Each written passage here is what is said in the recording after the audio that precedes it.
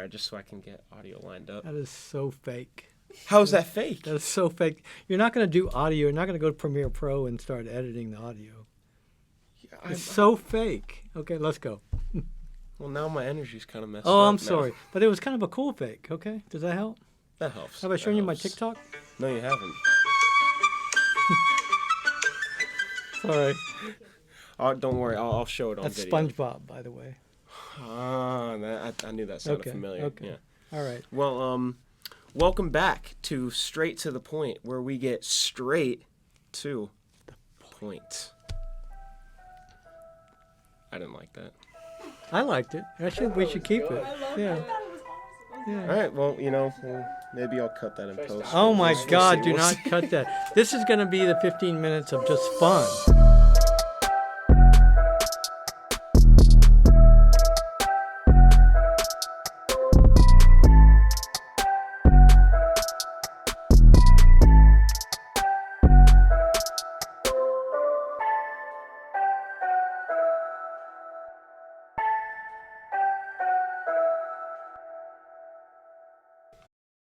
So we are back with Mark Bole. You want to describe yourself for the people again? Maybe some new listeners. Oh boy, here we go. I'm the entrepreneur in residence. I work with you guys over and over again, even when we have to redo things because you didn't get all of it the first time. This is what I spend most of my time, people redoing their work, just so they can pass. But no, I really enjoy it. What did we not get the first time? You didn't get the story of me in college, like what life was like when I was in college. Like you guys are on a journey right now going through it. Started bringing back memories of my whole journey. So what are some memories of that journey that you can show us or tell us? Well, it started, okay. I played a lot of sports in high school, so I was thinking I was going to get a college scholarship. And because I didn't know how I was going to go to college because my parents never went to college. My brothers never went to college. So it was kind of a unique thing in our family. And my counselor in high school told me I should go become a diesel mechanic my senior year. So when he told me that, I was a little bit disappointed. And then I thought, that's crazy. I'm not going to do that. I could just see myself underneath a giant truck with oil, falling on my face. And I thought, I'm not going to do that. So I decided I wanted to go to college. Yeah. And I had a couple scholarships for sports. So I decided not to do them because there were schools I really didn't know even where they were. But I ended up going to the University of Texas in Austin. And my parents couldn't pay for it, so I had to figure out how I was going to pay for it. So I started cleaning buildings when I was 18 just to try to make money for college. And I hated that. But a high school teacher told me about this job in Alaska fighting forest fires. And in Alaska? It was, yeah, in Alaska. So what happened was, so I'm working this job cleaning, and then every morning I'm calling up there I applied for it and didn't get the job originally. It's with the government, Bureau of Land Management. And it's called a hotshot crew. And I applied and didn't get it. And then every day I would call up and talk to the boss who was over the hotshot crew. And I just asked him, did anybody quit? And I kept bugging him every day in the mess hall calling. and he said, no, but if anybody quits, you got a job. And so I did that for about 3 weeks. And finally one day I called, he said, somebody quit. Said, if you can get here tomorrow, you've got a job. And how long did you end up I was in keeping San that job Antonio, for? Texas. How long did you end up doing Well, first that I had to for? get there. So I had to borrow $500. I threw all my clothes in a duffel bag, took a flight there, and next thing you know, I was on near the Alaska pipeline fighting a fire that was bears stories I'm not going to talk about, but yeah, there were a few bears, a few different things. You're gonna tease But I did us like that. I did that for 6 summers. 6 summers. Yeah, and every summer you had to work 90 days to get automatically rehired the next summer. So I would take all my finals at once and then be there for late registration so I could get the 90 days in. And it's usually 16 hours a day, 90 days straight, just fighting fires. it was crazy work. Was it like every day of the week? It depended on the weather. Some fire seasons are bigger than others. So if it was really dry, then you're working the whole time, and so you're taking all your checks and you're going back home and doing that. So how would the fires even start? Like what? A lot of lightning fires. It's a very semi-arid area. Alaska is in the interior. Is really semi-arid, so it doesn't get a lot of rain. Or the Eskimo and Indian villages would start them because we hired them to work the fires, so they would start them so they could get money as well. They finally figured that out over time, so they quit hiring the Eskimos or Indians by closest to the fire because if they couldn't hire them from that village. But that was part of it. Jeez. A little crazy. Yeah, a little. So I took 1 year off, went to Hawaii, laid on the beach, tried to figure out what I was going to do with my life. A friend of mine was going to school there, so I paid him $40 a month for his couch and did that because I wasn't sure what I was going to do. Went back to fight fires the next summer and then went back to school. And then right before my senior year, I took a year off and went to Australia, New Zealand, and Tahiti and backpacked through the national parks in New Zealand for 6 months. Sounds really nice. I was living on $5 a day. It was great. $5 And then a I day? came back and finished my senior year and graduated. Yeah, I had my tent, and beer was cheap, food was cheap. You know, you buy. You can. It's amazing how you can get by. But if you have your tent, sleeping bag, youth hostels, stay with people you met. You know, families would take you in. It was crazy. Yeah. Back then, I put an American flag on my backpack and everything. Everybody loved it. I don't know if it's the same today, but but back then it was like, oh, there's an American. Let's pick them up. Yeah, nowadays that kind of wouldn't be a... I'm not exactly sure if I would do it today. Yeah, there's an American. Let's go pick him up. Which is I don't kind of a think that has sad the same thing, ring but to it now. it just shows you how kind of innocent it was then, I think, a little bit. You know? So, or just... Yeah. Yeah. So it was cool. What was like the official sign for you to like just stop fighting fires every summer?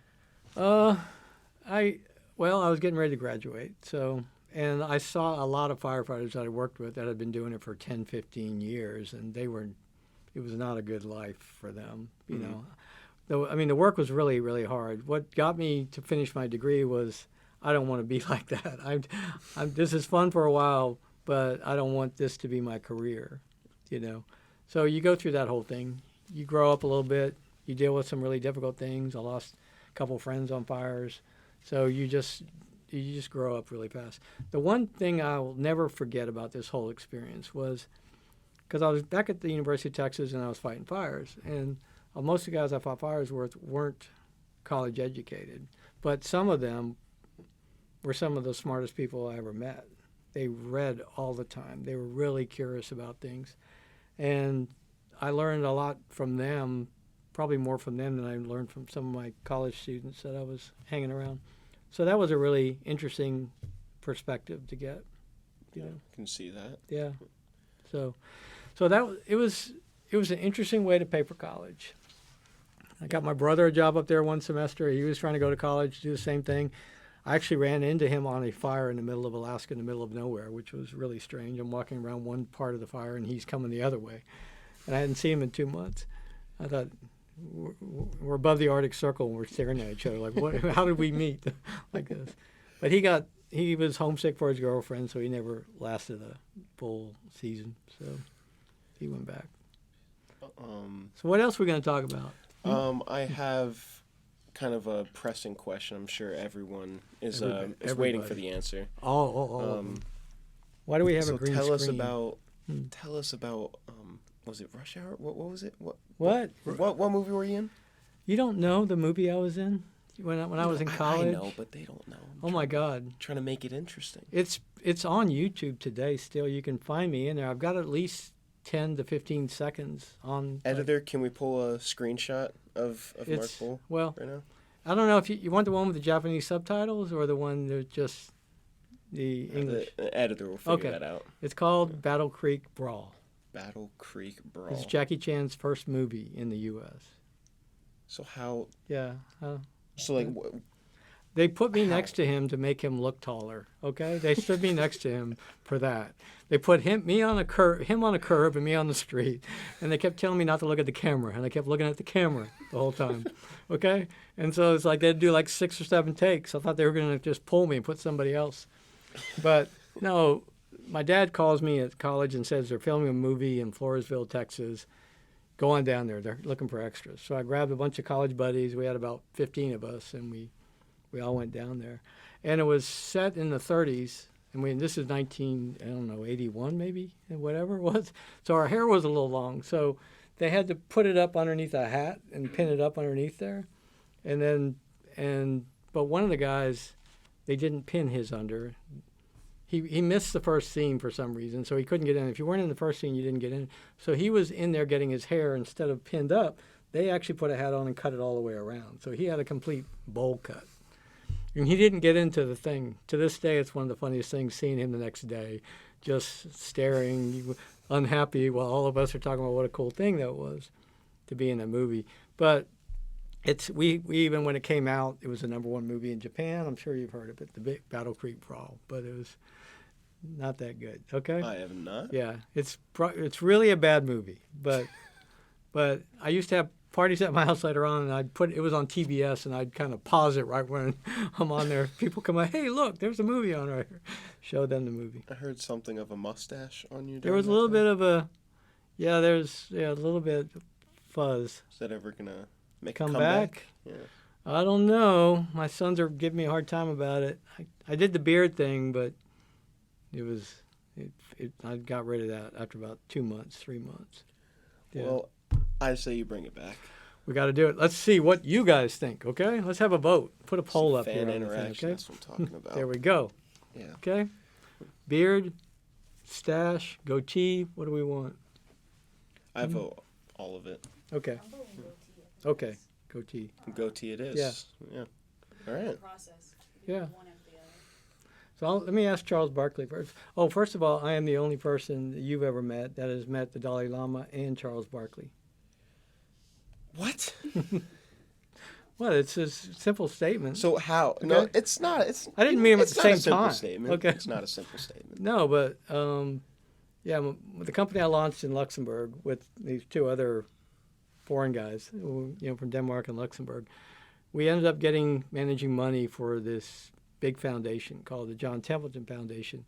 And after we got that awarded to us, the Templeton Foundation gives an award every year for people that kind of bridge between science and religion.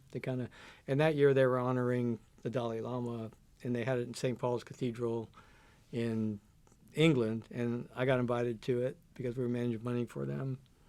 And it was crazy. I mean, so I go there, there's 2,000 people. They move us right up to the front. Afterwards, we got to go behind into this little area and meet the Dalai Lama.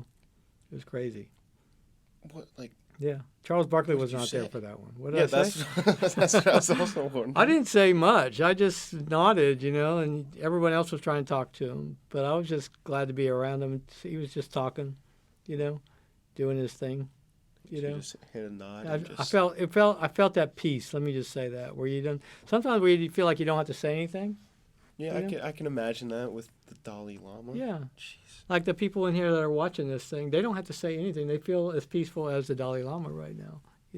Right? I wouldn't say See? as peaceful. Humana. Okay. Yeah, can't confirm. See? So we got that going on. And Charles Barkley. Yeah, Barkley. So I was in a hotel in Chicago. I was up there on business. It was like 2004 maybe. And I'm just going in there for a workout for my meetings. And he's in there on a bike. And everybody's just fawning over him. Charles Barkley's in here. And I just kind of ignored that. And then everybody left, and then it's just us. And I just said, Charles, you got to get that golf swing off of TV. It's really bad. And he just started laughing. And then we started talking for about 45 minutes and just started talking basketball. And I love basketball. And we argued about the Spurs being how a great team can beat great players. That was the argument. 45 minutes. What? It's 45 Yeah, it was minutes. at least 45 minutes. And then I leave, and the next morning I'm in there just working out by myself, and then he comes in. And we're in there pumping iron together right next. There's a big mirror here, and he's like 6'6" and 300 pounds.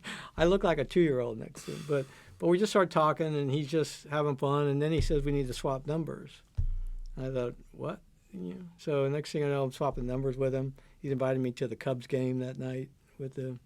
And then for the next 6 months, he's like leaving messages on my voice message at work and how tell me when he's on his way to pick up his kids at school and it just then I saw him in Atlanta because I lived in Atlanta and he was working for TBS, TNT, whatever it was, and so he had a place. He stayed at the Ritz-Carlton.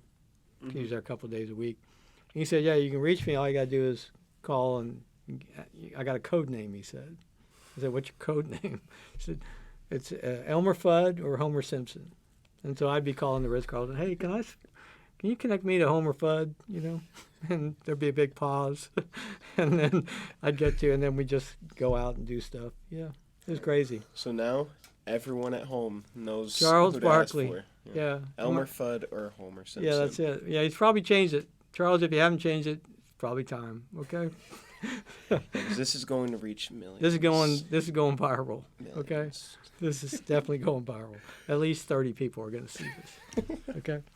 Well, anyways, thank you for coming on again and blessing us with your presence. Anytime.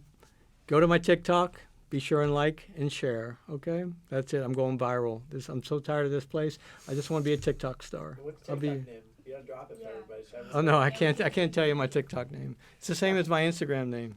I can. It Oh is no. at Daddy Bole. Oh my God. Now, when my kids were in middle school, let me explain. When my kids were in middle school, they used to come over with all their friends, and they'd call us Daddy. They call me Daddy Bole, and then so when it came down to getting on Instagram with them, it kind of stuck. Now I knew when they grew up it was going to be a bad thing. Okay, it's like I'm gonna have to explain to them, what's wrong with this, but we went with it. I think it sticks. Yeah, I guess it holds up. did. Yeah. Yeah. So do reels. Reels are real popular right now. Stories aren't so much. Okay. If you want to blow it up, do some reels. Get going. Don't do a TikTok thing and then put it on Instagram Reels because Instagram doesn't like that. They were fighting with TikTok, so you gotta put your own comment on there. You guys heard him. Yep. From fighting forest fires to Fighting you meeting guys. the Dalai Lama. It's kind of a weird Remarkable. thing. Definitely a weird thing. Thank you for tuning in to our second episode, and we'll see you next time on Straight to The point.